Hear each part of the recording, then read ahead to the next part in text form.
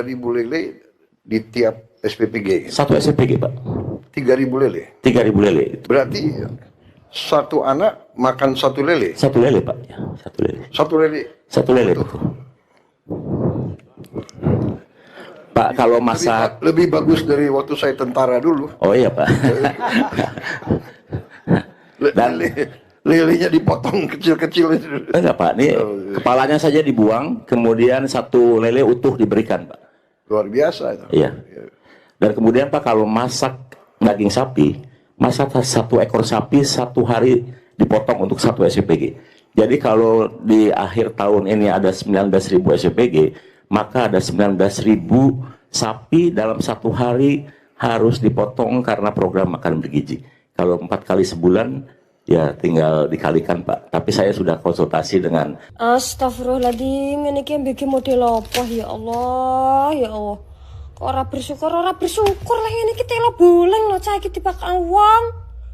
Ya Allah. Karek mangan gratis gundulem kono iki ngono ya dana negara, dana pendidikan. Lah kok digolekno bentukane koyo ngene lah telone astagfirullahaladzim. Saya dapat laporan, mudah-mudahan ini laporan benar.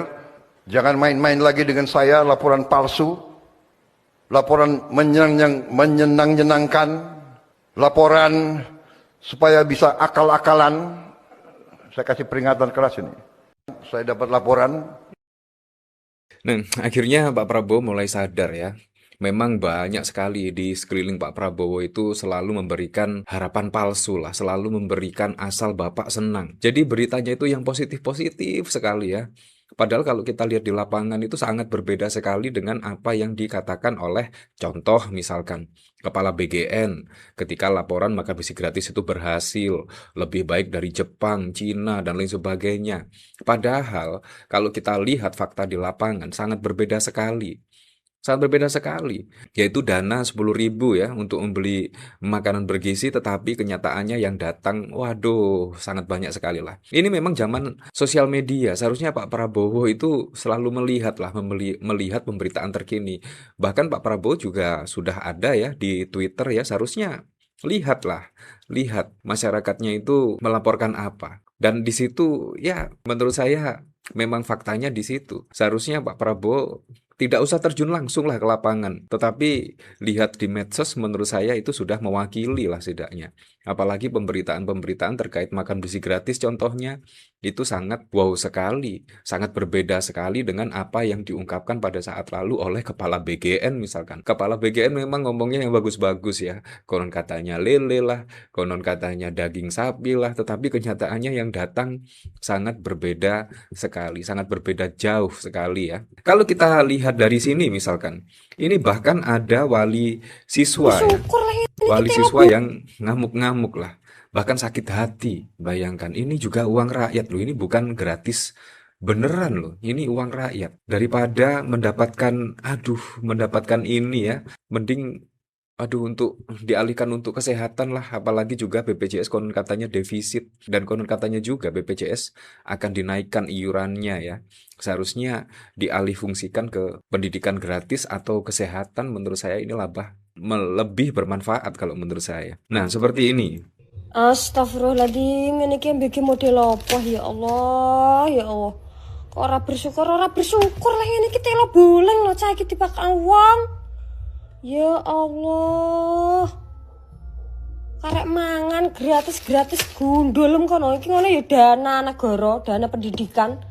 Lah kok digolekno bentukane koyo ngene lah telone astagfirullahaladzim. Bayangkan ya gratis, tapi jangan segini amat lah. Ini masyarakat Indonesia loh, masyarakat Indonesia ini bukannya membuat gizi anak-anak lebih memadai, tetapi malah ya Anda tahu sendiri, belum lagi terkait kasus keracunan dan lain sebagainya. Ini menurut saya memang harus dievaluasi oleh Pak Prabowo Subianto.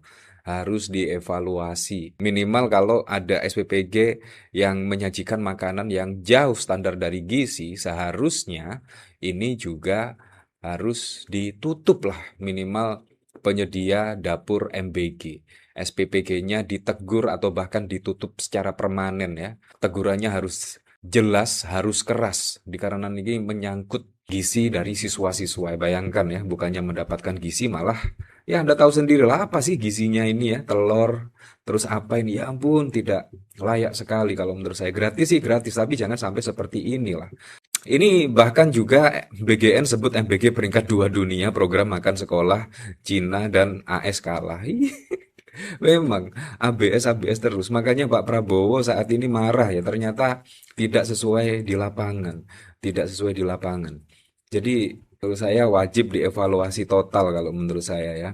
Wajib dievaluasi total. Ya seperti halnya ketika Indonesia mau mengimpor ya, bayangkan mengimpor 105.000 di mana di Indonesia juga industri mobil juga sangat besar sekali ya, bahkan mobil di Indonesia itu diekspor ke luar negeri, tetapi malah negara Indonesia sendiri malah mengimpor mobil dari Hindia. Ini kan sangat terwelu sekali kalau menurut saya, dan bahkan ketika dipanggil oleh anggota DPR tidak datang. Nah, banyak sekali lah laporan ABS kepada Pak Prabowo Subianto. Terlebih apa? Terlebih di Aceh pada saat lalu. Itu langsung di hadapan Pak Prabowo loh. Bohongnya itu langsung di hadapan Pak Prabowo. Gimana? Listrik akan menyala? Ya, 93% akan menyala malam ini. Bayangkan. Semudah itukah? Yaitu ngomong yang tanpa dasar, tanpa fakta di lapangan. Bayangkan. Pak Prabowo saja dibohongi, apalagi masyarakat seperti kita-kita ini ya. Menurut saya akan sangat ya ABS terus lah, tapi tidak sesuai fakta di lapangan. Nah, di sini dikomentari oleh saya juga di Blora, tetangga saya kemarin diem-diem ngedumel habis dapat MBG. Ya, gimana? Enggak, balita dikasih singkong rebus yang dimasak pakai gula merah. Mana doyan, lagian mana ada gizinya. Ini sudah penghinaan kepada rakyat. Pak Prabowo diberi makanan tak layak. Percuma Min, nggak usah ditanggapi, wong dia sendiri bangga sebagai termul ya, seperti itulah. Nah, di sini Pak Prabowo memperingatkan keras ya. Ya menurut saya sangat wajar sekali kalau marah ya, kalau marah ketika ada laporan yang baik-baik saja tetapi tidak sesuai di lapangan, tidak sesuai dengan kenyataan seperti ini. Saya dapat laporan, mudah-mudahan ini laporan benar. Jangan main-main lagi dengan saya, laporan palsu, laporan menyenang-nyenangkan, laporan supaya bisa akal-akalan. Saya kasih peringatan keras ini. Saya dapat laporan. Ya, semoga saja lah, semoga saja. Nah, kalau kita lihat dari pemberitaan di sini ya, yaitu dari Detik, Presiden Prabowo memberikan peringatan keras kepada jajarannya agar tidak menyampaikan laporan palsu atau laporan yang dibuat hanya untuk menyenangkan pimpinan. Dia meminta agar seluruh laporan disampaikan secara jujur dan berdasarkan kondisi yang sebenarnya. Hal itu disampaikan Prabowo dalam sambutan di acara tasyakuran ke-1 Danantara di Wisma Danantara, Jakarta Selatan pada 11 Maret. Prabowo mengatakan dirinya ingin fokus pada hal-hal yang penting terkait pengelolaan aset negara. Dia juga menyoroti capaian Indonesia yang kini memiliki lembaga pengelolaan dana kekayaan negara yang setara dengan, sebetulnya saya juga ingin fokus kepada hal-hal penting. Kita bersyukur. Menurut Prabowo, Indonesia patut bersyukur. Namun Prabowo mengaku kesulitan mendapatkan laporan yang benar-benar akurat. Oleh karena itu, ia memperingatkan keras agar tidak ada lagi laporan yang dimanipulasi atau dibuat sekadar menyenangkan atasan. Ini sudah membuktikan bahwa dengan manajemen yang baik, dengan pengelolaan yang baik, terutama dengan will yang benar, dengan politik will, dengan jiwa yang benar, hasil sudah kelihatan. Ya, seperti itulah.